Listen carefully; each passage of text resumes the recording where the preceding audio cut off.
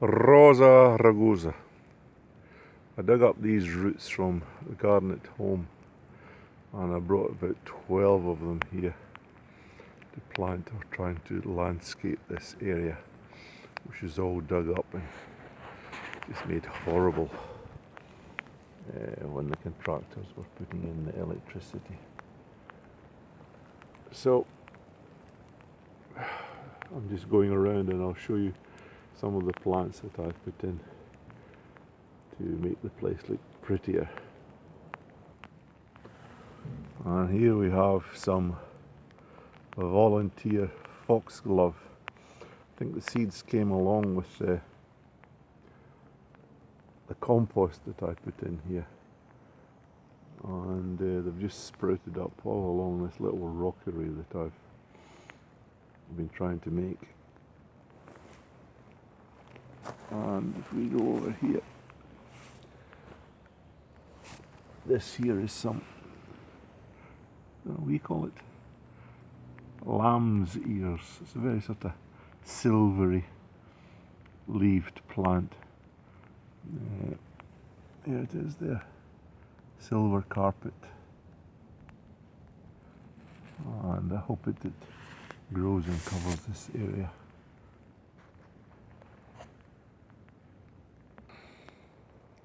This is a sort of scree area here, and I've been putting in these sort of ground cover plants on the rocks, either creeping thyme or some dianthus, and also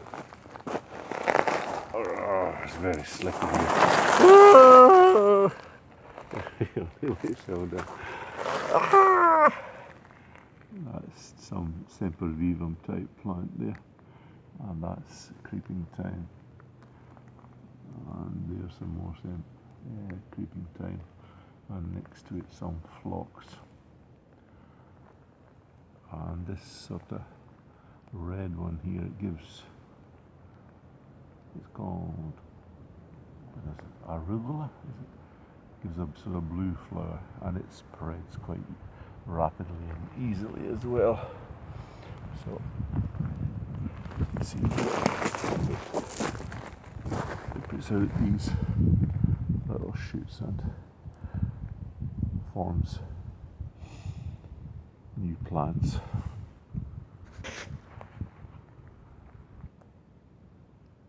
This is another one I put in, Potentilla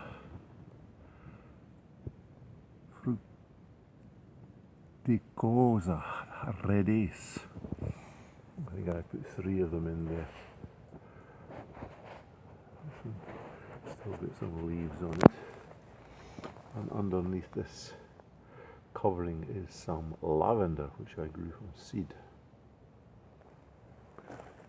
And over here, these little sorry looking plants are euphorbia, which I took from the garden at home.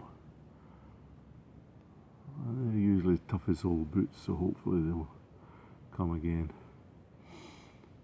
in the springtime. You can see over there there's some electricity cable. It's really not traditional to have electricity at a summer house. You're going against everything, but the whole area was just churned up and horrible. You can still see that the ground is a bit bare when they were just trundling over it. So I thought I'd try and get in some ground cover here. And this is some creeping, I think it might be blue carpet, I think it's a juniper, and this one next to it is a silver carpet. You can see it's got little sort of silver tinges to the leaves. I think I put 3 of them, which I dug out from home and brought here, so hopefully they'll grow well. And then I found this from the garden centre, going very cheap. It's Juniperus, Prince of Wales. There we go. And originally it was €32, 90% off, and I got it for $3.20. Cheap as chips, you can't beat that. And it'll just spread over the ground. So yeah, the Finnish name for it is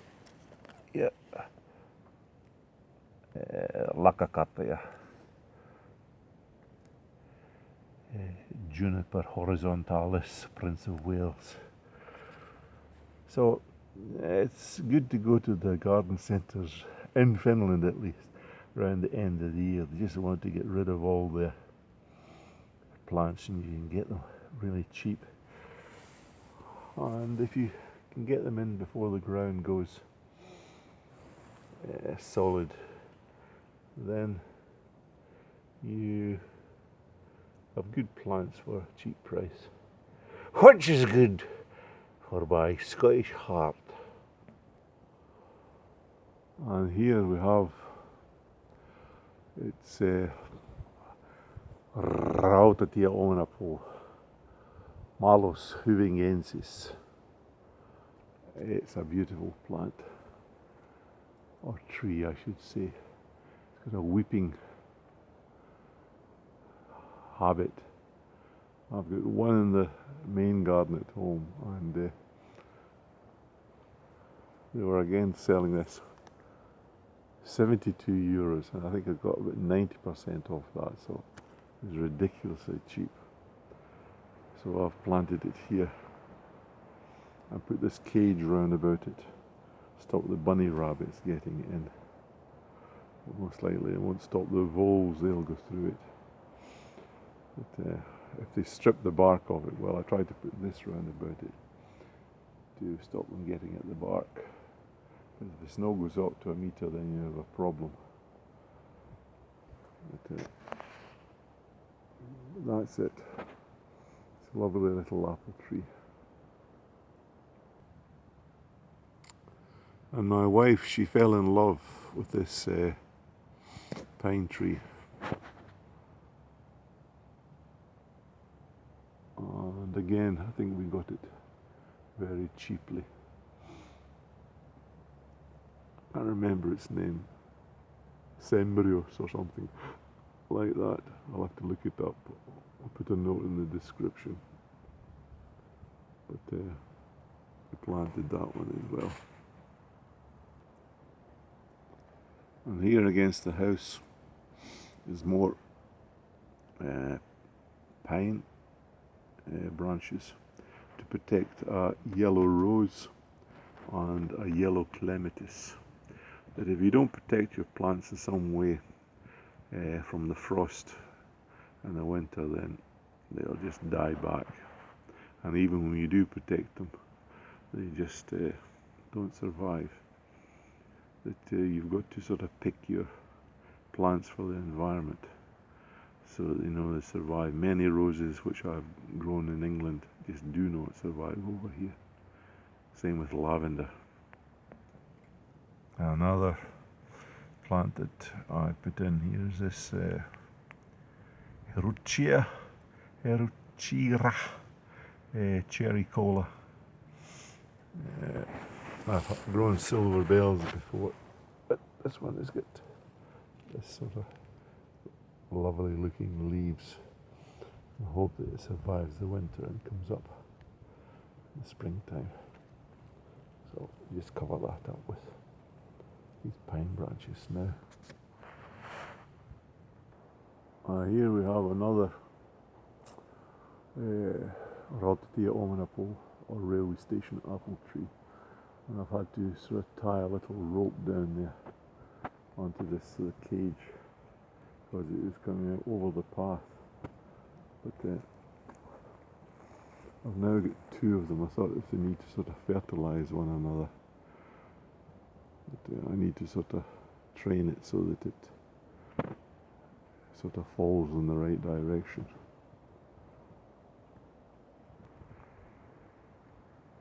And along the edge of this path, see those little sort of brown spots? Well, underneath there I have planted